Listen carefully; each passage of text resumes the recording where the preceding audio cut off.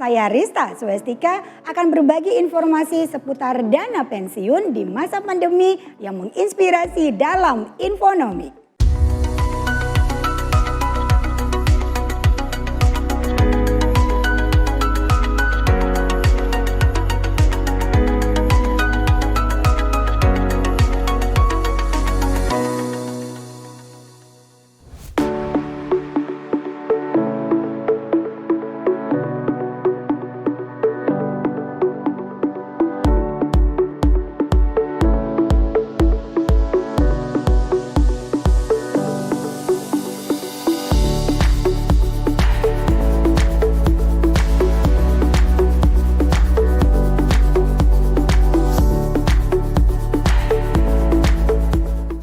Saya tanya balik, yakin mau pensiun? Udah siap dananya? Udah diperhitungkan belum? Oke, kalau ada pertanyaan seperti itu, banyak sekali yang harus kita perhatikan. Kalau ngomongin dana pensiun, kita balik lagi, ya. Cash flow di awal sudah tepat belum? Sudah punya dana darurat belum? Yang kalau single 6 kali, kalau misalnya sudah menikah 9 kali, kalau sudah berkeluarga punya putra-putri 12 kali yang bisa dihitung dari pengeluaran ataupun pendapatan. Kemudian dicek lagi, utang konsumtif produktifnya masih ada atau enggak. Kemudian kita cek lagi, apakah mitigasi resiko kita sudah aman. Kalau misalnya itu aja belum, ada baiknya jangan ngomongin dana pensiun dulu deh. Ya, penuhin dulu yang poin-poin di awal tadi. Tapi kalau misalnya dana daruratnya sudah aman, kemudian hutangnya juga nggak ada, kemudian mitigasi resikonya juga sudah aman, baiknya kita baru ngomongin tentang tujuan keuangan. Ada jangka pendek, menengah, dan jangka panjang. Yakin nggak ada tujuan jangka pendek, nggak ada tujuan jangka menengah, langsung mau tujuan jangka panjang untuk pensiun. Bukannya nggak boleh, boleh-boleh aja, tapi kita mesti cek dulu. Apakah dana yang kita punya saat ini memang hanya akan kita fokuskan untuk dana pensiun. Contoh kalau yang masih single, apakah nanti nggak akan menikah? Apakah nanti nggak akan memikirkan untuk dana pendidikan anak? Apakah nanti nggak punya tujuan untuk beli rumah? Apakah nanti nggak mau hiburan dan liburan? Coba dicek-cek dulu. Kalau misalnya semuanya sudah aman, maka kita akan kalkulasikan bagaimana dana pensiun kita. Perlu diingat, pada saat ngomongin pensiun bukan berarti gitu ya kita jadi nggak ngapa-ngapain loh ya. Tapi pensiun juga kita tetap produktif, artinya harus ada yang kita lakukan. Bukan berarti pensiun itu semuanya hari libur, kita nggak ngapa-ngapain terus dapat duit. No, kalau begitu pola pikirnya maka dana yang kamu siapin itu akan dalam jumlah yang sangat besar.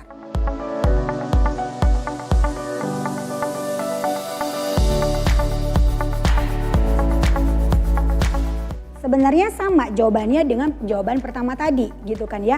Kalau semuanya sudah aman gitu. Contoh misalnya, Riz aku saat ini usia 27 tahun. Pengen pensiun misalnya di usia 40 tahun. Artinya akan ada 13 tahun ke depan gitu ya. Kita masa bekerjanya 13 tahun kemudian kita pensiun. Nah bagaimana sih cara menghitungnya? Cara menghitungnya seperti ini. Contoh, kamu akan pensiunnya di usia berapa? 55 kah? 56 kah? Atau 60 kah? Oke. Kemudian pada saat kamu udah pensiun, berapa harapan lama hidupnya? Apakah 25 tahun? Apakah 30 tahun? Gitu. Contoh hitungnya kayak gini. Riz, aku mau pensiun di usia 55, saat ini usia aku 30. Artinya akan ada 25 tahun masa untuk kita mempersiapkan agar kita nanti bisa pensiun. Oke, harapan hidup kita sampai usia berapa?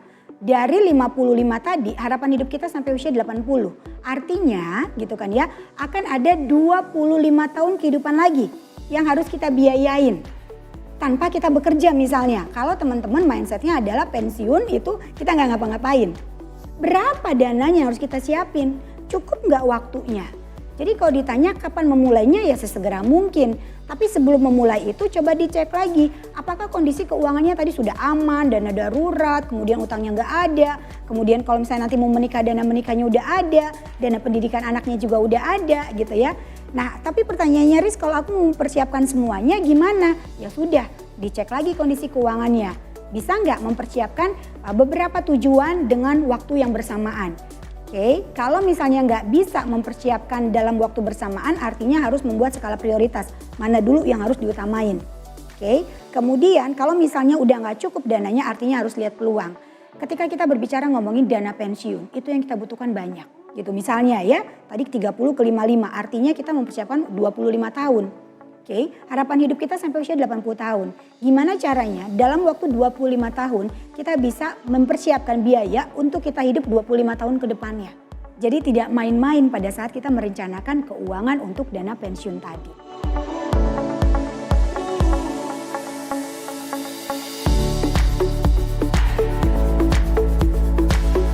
Nah, kalau untuk ngomongin dana pensiun kan tadi ada dua nih, ada dua cara untuk kita berinvestasinya. Artinya kita berinvestasi di saat produktif dan kita berinvestasi di saat kita sudah tidak produktif ya. Ini dua skema yang berbeda.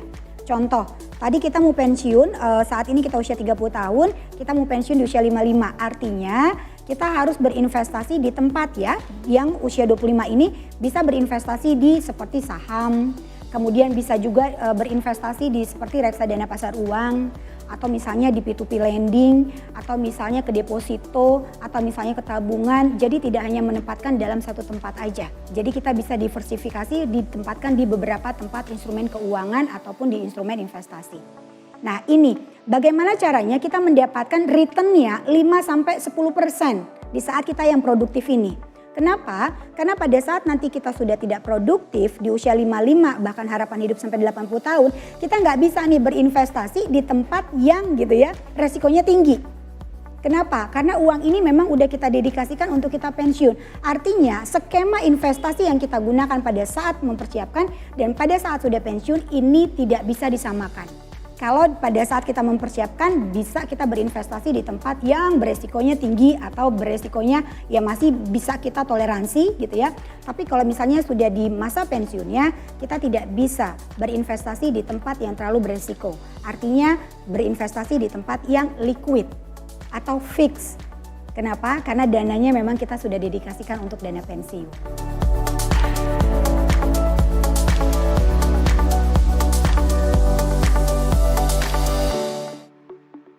Coba yuk kita cek lagi ya, berapa kebutuhan dana pensiunnya, dihitung dulu. Dari sana akan kelihatan, kalau misalnya kita butuhkan misalnya 10M misalnya untuk pensiun, ya kemudian budgetnya kita dengan satu sumber pendapatan yang bisa kita saving setiap bulannya misalnya 3 juta. Kalau 3 juta kita kalikan dengan 12 bulan gitu ya, artinya kita punya 36 juta. Nah kita akan pensiun tadi usia 30 kemudian di 55 artinya 25 tahun. Nah kalau misalnya hitungan kasarnya aja 36 juta kita kalikan 25 tahun kita baru punya uang berapa? Sedangkan tadi biaya kehidupan kita ada 25 tahun kehidupan yang harus kita biayain juga. Tentunya dengan inflasinya juga akan semakin tinggi tiap tahunnya. Masih bisa tercapai nggak dana pensiun kita? Artinya kalau teman-teman melihat bahwa kayaknya udah nggak mungkin nih. Jangan bertahan dengan satu sumber pendapatan aja. Tapi mulai melihat peluang apa yang bisa kita lakukan untuk menambah sumber pendapatan kita agar dana pensiun kita segera terwujud.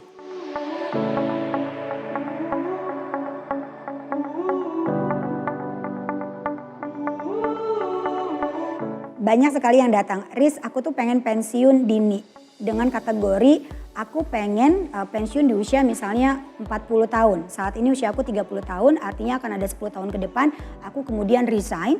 Dan resign itu aku sudah punya modal untuk aku berusaha. Oke, artinya ini dia berubah kuadran. Ya, bukan pensiun dini. Kalau dia pensiun dini artinya dia nggak ngapa-ngapain terus dia punya duit. Artinya ini dia berubah kuadran yang tadinya punya fixed income dari kantor, kemudian dia resign, kemudian dia usaha dengan modal yang sudah dia kumpulkan selama 10 tahun ini.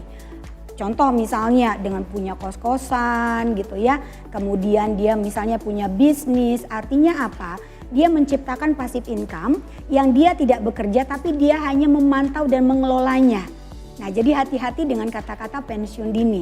Anda ada di pensiun dini yang ya udah nggak ngapa-ngapain tapi uangnya ada, otomatis itu uangnya sudah siap skala besar.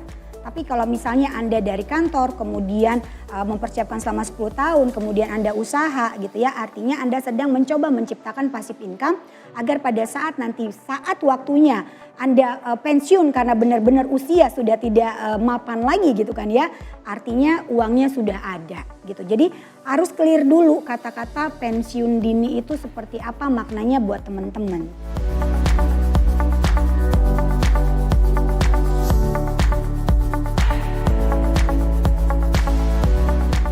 ditanya tips bagaimana mempercepat tujuan keuangan kita, sudah pasti harus dilakukan perencanaan keuangan. Yang sudah direncanakan aja berpotensi untuk gagal, apalagi yang tidak direncanakan. Artinya Anda mempersiapkan kegagalan Anda di depan. Nah, bagaimana sih cara melakukan perencanaan keuangan? Sudah pasti harus dilakukan pertama adalah financial check up atau dicek dulu kondisi keuangannya, sehat atau tidak sehat. Kalau tidak sehat letaknya di mana maka dibenerin sehingga keuangannya sehat, kemudian baru kita buat anggarannya berdasarkan skala prioritas, wajib, butuh, dan ingin. Oke, nah dari sini akan kelihatan berapa sih yang bisa kita saving atau bisa kita investasikan setiap bulannya untuk mencapai tujuan-tujuan keuangan kita tadi.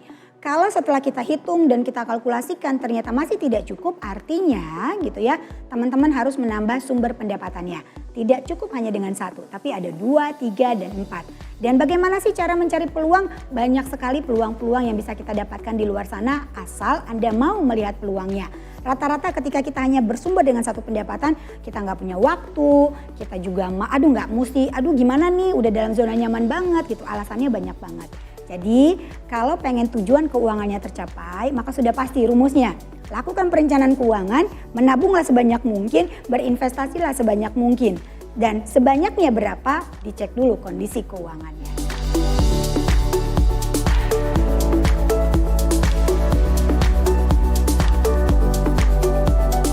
Kalau misalnya kita sudah punya dana pensiun, tapi kita belum pensiun nih gitu kan ya.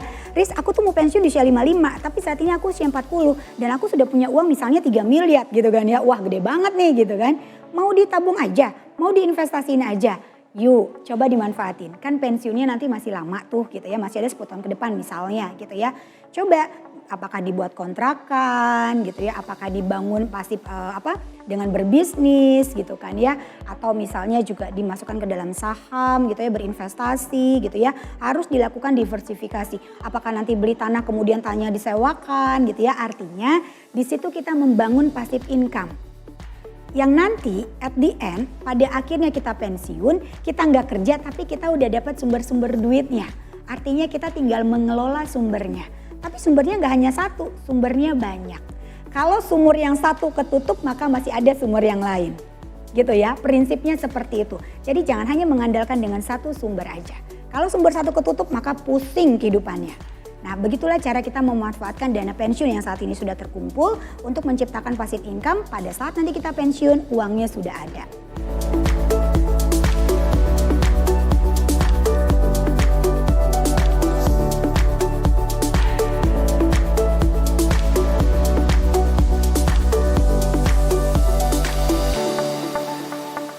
Teman-teman yang lagi mempersiapkan dana pensiun, memang dana pensiun ini penting sekali untuk kita siapkan. Kenapa? Karena faktanya banyak sekali masyarakat Indonesia yang belum siap untuk pensiun. Dan akhirnya banyak sekali keturunannya yang terjebak dengan sandwich generation.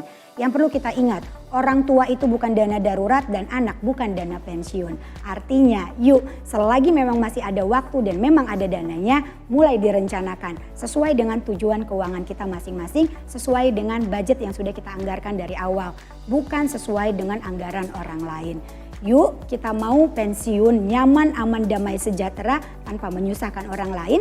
Atau kita mau pensiun dengan menyusahkan orang lain, semuanya ada pilihan di teman-teman semua.